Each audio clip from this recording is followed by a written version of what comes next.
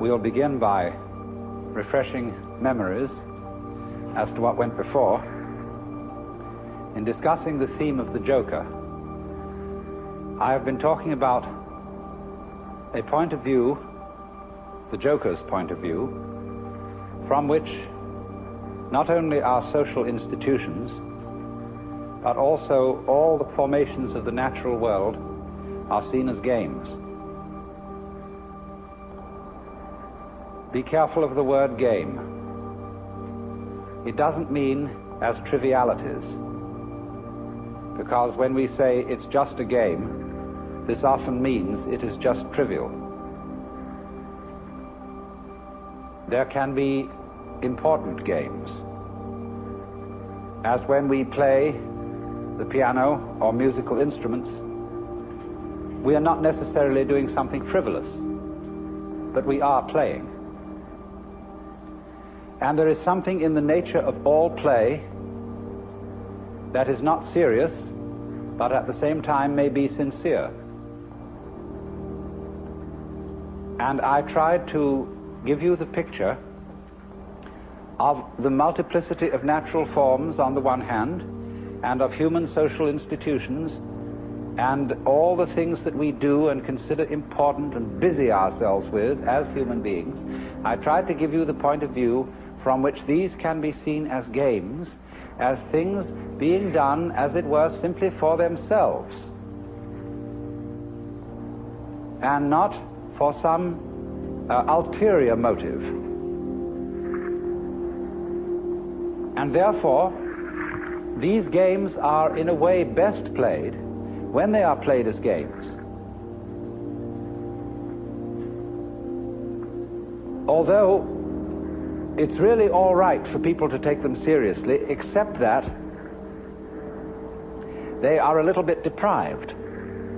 They're missing something. And so when the Joker sees a person taking his life seriously and regarding himself as extremely important, there is something a little bit funny about it, and he is inclined to get the giggles. And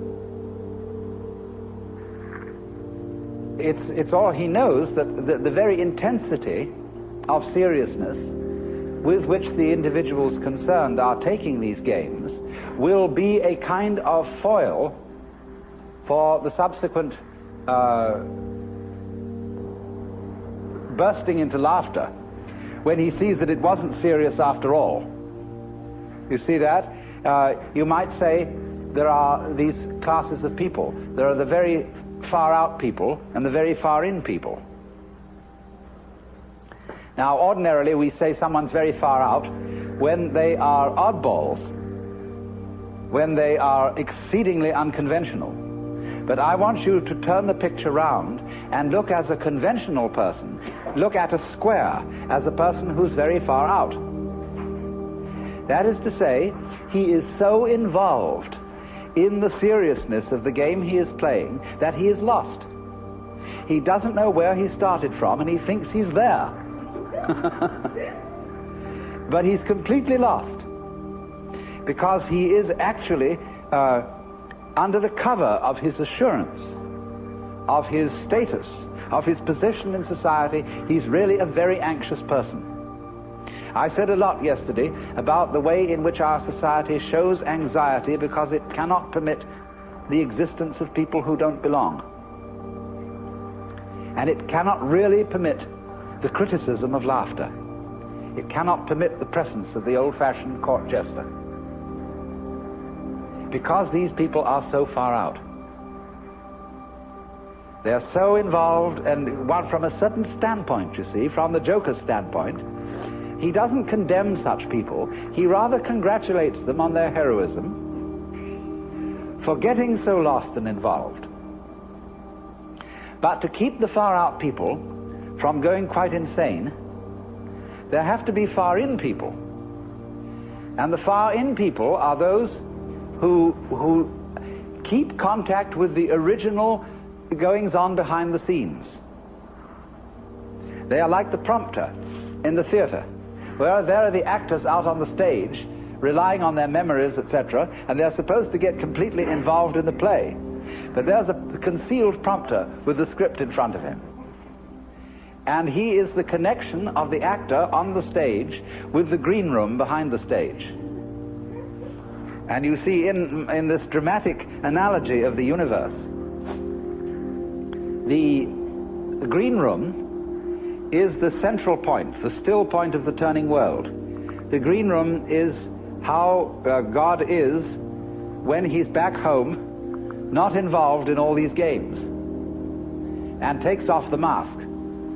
See, on the Hindu theory that everybody is a mask of God. Like a wonderful line in one of Chesterton's poems. And now a great thing in the street seems any human nod, where move in strange democracy the million masks of God. The million masks of the Joker, because the Joker is the player, the trick player, who plays ultimately the great trick on himself. So really, there can be no resentment about this. Nobody to blame, nobody to turn around to in the end and say, you bastard, you did this to me. Because it's always you who are ultimately responsible.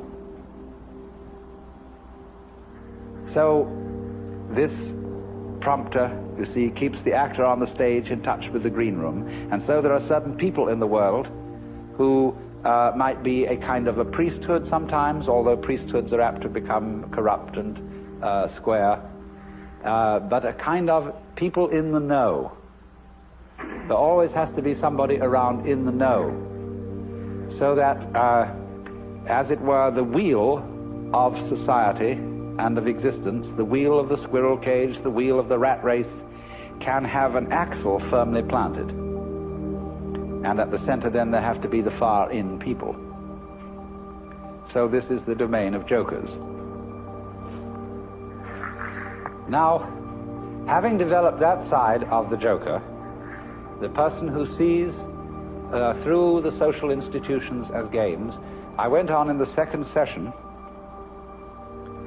to discuss another aspect of the joker as the sly man, in comparison with the monk, the fakir, and the yogi, who undertake, all those three, undertake in certain different ways disciplines which have the intent of releasing them from their karma. The individual, in other words, challenges his involvement, his attachments, his limitations, his finitude, and endeavors to overcome it. But in each of these three cases, the individual involved stirs up an immense opposition, because he serves notice upon the devil, or shall we say upon his karmic creditors, that he is about to leave town. And so all the creditors come rushing to the door. All his past sins catch up with him. And the devil lays his temptations in the way all the more thoroughly. So that the sly man is the one who, when he is going to leave town, does so instantaneously without any prior announcement. And so in this way there is, shall we say, a cunning manner of becoming a Buddha, and that is to become one instantly, without any preparation or warning whatsoever. This is why Zen is called the sudden school, and why Satori is a sudden awakening. Because it has to be done without the slightest warning. Now, but then I pointed out that the moment you have any idea about doing this, you've already ceased to be sudden. That is to say, the moment you seek for some spiritual attainment, which is becoming a Buddha, becoming awakened, becoming released, getting in there, you've already served notice upon your creditors. So that somehow or other you find that you have to do it without intending to do it. And that is a double bind. which you impose upon yourself when you say, I must find a way of doing this spontaneously.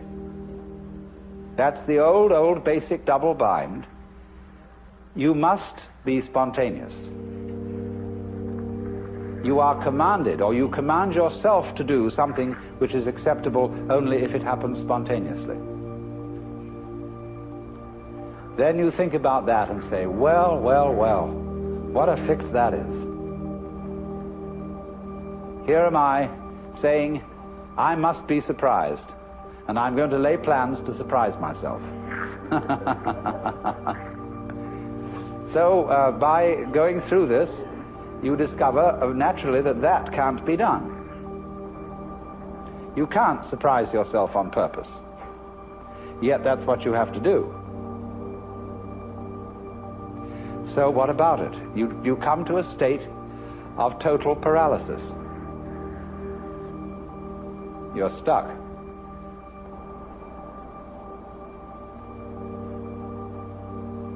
The one thing that is terribly important to be done can't be done.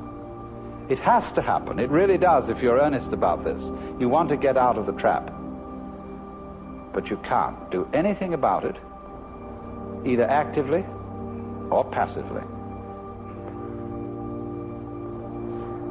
But then as you begin to see what you are doing all the time, you notice a very odd fact, which is that you can't help being spontaneous. If I say to you, good morning, and you say good morning, what is that? Did you plan this answer? Did you make preparations to grow your hair? Do you make decisions about having blue eyes? You see, about breathing? Is this all planned? About beating your heart? And what about your thinking? Even if it's very blocked thinking, even if you feel from a certain point of view that you're all mixed up, what is going on anyway? You see, you can't stop it. It's like trying to, we were discussing the Gurdjieff thing yesterday, the self-remembering exercise, the attempt to live completely in the present. Well, that's not only a Gurdjieff idea, that's a very ancient yoga and Buddhist discipline, to be completely here and now. But of course, as you pursue this, you discover you can't do it, because you couldn't even know when to go shopping unless you made plans and started thinking about the future. You couldn't move. But then you discover, you see, that in the long run there's nothing to think about except the here and now. There really isn't anything else. Because even when you make plans for the future and you remember the past, you're doing it all in the present. Your memory is a present activity. There's no way of not being self-remembering and having presence of mind. So when you discover that, there's nothing left to you but to have a good laugh.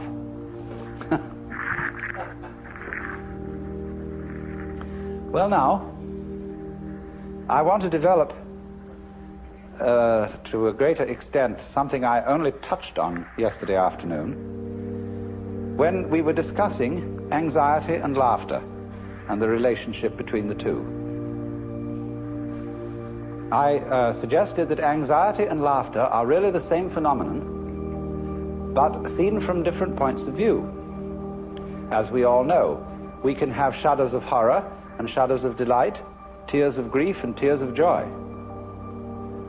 And it's the same shudders and the same tears in either case, but they have a completely different meaning.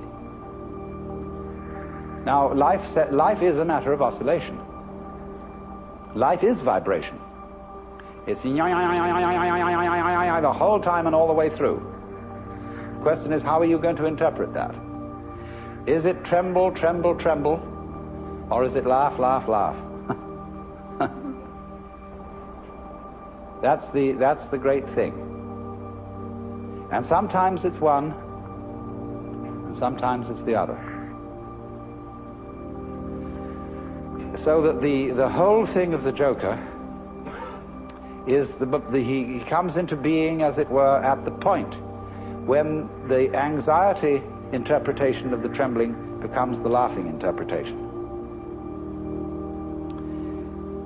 We were talking about monks who had skulls in their cells to remind them of mortality.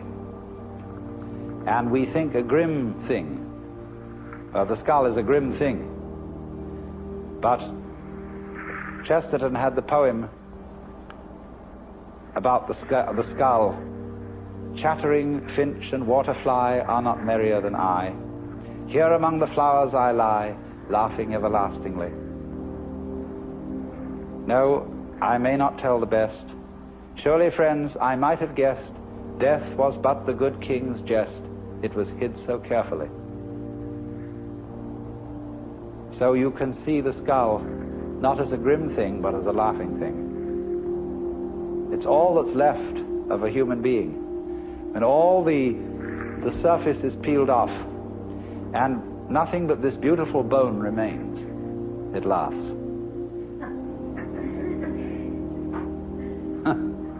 Now why? What is it about death being a jest?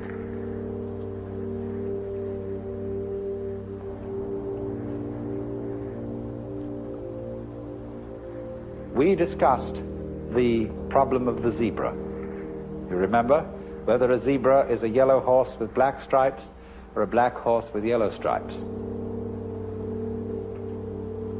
And of course, you can see it either way. And you can argue till all is blue about which side is right. And let's suppose that a black horse is a horse of ill omen, even though striped with yellow, and a yellow horse a horse of joy and good omen, even though striped with black. This is our eternal problem. We are in the state of egocentric consciousness, firmly convinced that death is a threat. We are so convinced of this, even though individuals may say, well, I'm not really afraid of death. What I'm afraid of is dying in an unpleasant way. Nevertheless, since almost all moralists and people concerned with ethics seem to agree, whatever their differences of opinion, that survival is a good thing. In some sense, if not survival in this body, even the most, the people who would rather be dead than red, firmly believe that that is true because they believe there is a hereafter, where they can go and where they can be rewarded for the courageous stand against evil which they have taken. You see? So that's still some kind of insistence on the value of survival. And we all cling to this idea of survival with tremendous passion. But we have been fooled, because survival is an important ideal only so long as you have bothering you the bugbear of death, that the world might stop altogether, and that your death, so far as you are concerned, is curtains forever. And that is really the bogey. You see, that's all very well to rationalize and say, no, it's not death I'm afraid of, it's the pains of death. But if you think about it deeply, there are several stages in thinking about it deeply. The first stage is the real horrors of endless night, of the futility, of the whole conception that one's own life, or indeed the whole life of the cosmos, might be nothing but a flash, and beyond that, nothing. Nothing, nothing, in all directions. When, for example, we think of the physicist's idea that the universe is running down, that all energy is seeking a stable state. Supposing, for example, to give an illustration of what they mean, I have a jar of black pepper and a jar of salt, and I pour them together into another jar, and I can see the white salt and the black pepper fairly well delineated. Then I start shaking the jar, and slowly, slowly, slowly the black and the white disappear into a gray. That can never be sorted out again into black and white. In this sort of way, as things go on, the universe, they say, it tends to attain a stable state, to run down, run down, run down, until that's the end. And nobody knows how it could possibly start all over again. But I always say, and I feel it in a sort of funny, intuitive way, that what happened once can happen again. If this world started at some time, supposing there was a colossal explosion which set all these galaxies flying out, then what existed before that explosion must surely have been something like the stable state to which we shall run down in the end. And if it went bang once, there's absolutely no reason why it shouldn't go bang again. I suppose there are temperaments in logic. I have a temperament whereby I just cannot, it seems to me absolutely basic that what happened once can happen again. But there are other people who so cherish the unique that they can conceive the idea of something like existence happening only once. But you see, something that happens only once doesn't happen at all. What happens if a given sound consists of only one vibration? What is the up crest of a wave apart from the down crest? Can you conceive that? That's the same koan as what is the sound of one hand.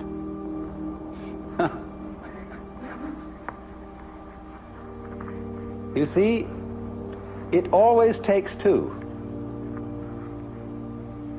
You can't have a purely left-sided person. Imagine. So, in this way, just as you can't have just one vibration, it's like the saying, the greatest strength of mind is to eat one peanut. and so it can hardly be done. So there isn't just one vibration, and a dit but no da sort of thing. You have to have it do more. So in just the same way, when you magnify this principle, there isn't just one cosmos, or one big explosion that starts and stops. All stopping implies starting. Someone just wrote to me, we haven't parted because we never met.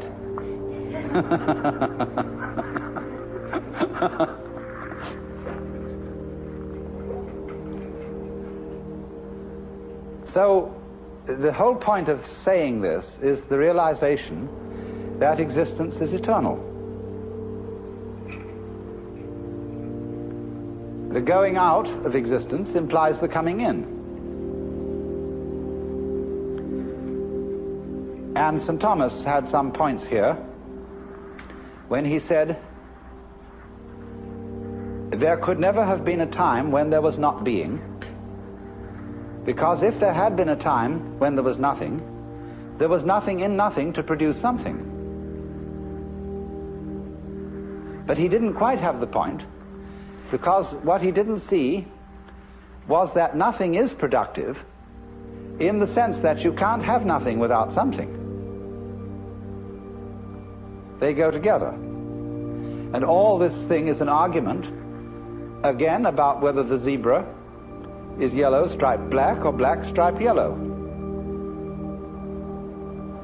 And what we see is that the black and the yellow, the darkness and the light,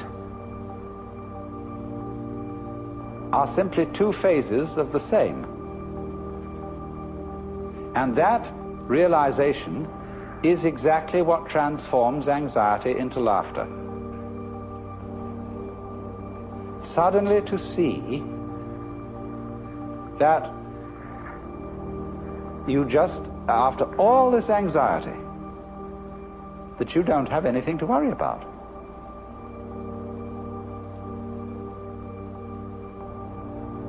Now, that doesn't mean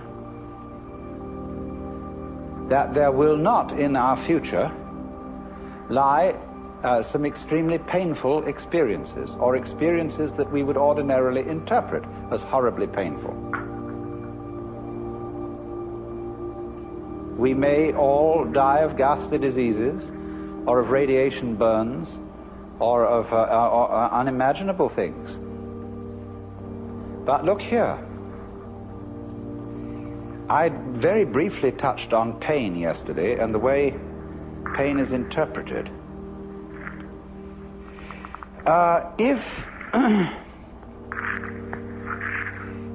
If you interpret pain as something that is destroying you and is going in the direction of total death, then it's very serious indeed. And it's perfectly terrifying. But I've been investigating experiences of people who've undergone torture. I don't know if anybody in this room has. It's always possible. But, and then if so, you can correct me. But the worst part of torture is the beginning. When, of course, you're full of all your illusions and all your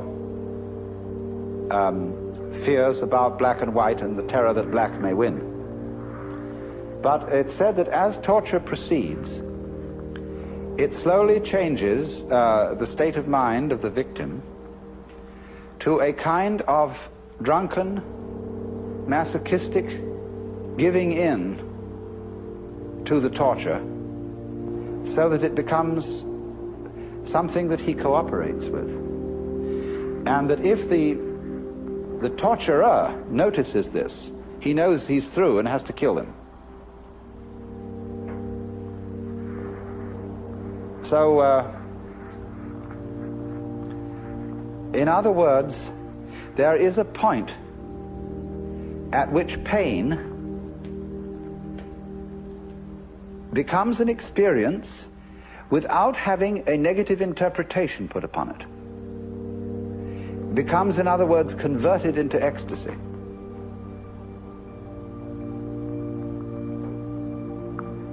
It simply becomes, you see, a way of going through extraordinarily far out sensations which have no meaning. If they have meaning, the meaning of threat, the meaning of death looming at the end, and you know this is the tearing apart and the destruction of you, then you see it is absolutely horrendous. But if it has no meaning at all, just transpose yourself into another dimension to illustrate it, because what the dimension I'm talking about is a very tough one. But let's go back to a simpler one. Let's take sounds. Now, if you lie down and listen to all the goings on in this area, and you will hear planes moving and cars and foghorns and all kinds of crazy sounds, you see, people this way and that, so on. And you can listen to that and find it very interesting, very beautiful. But if someone were to do what John Cage does and put you in a concert hall with the expectation of hearing music, and by having a purely silent playing of the piano, compel you instead to listen to all the sounds going on around you, you would be shocked and feel that some kind of an avant-garde hoax had been perpetrated.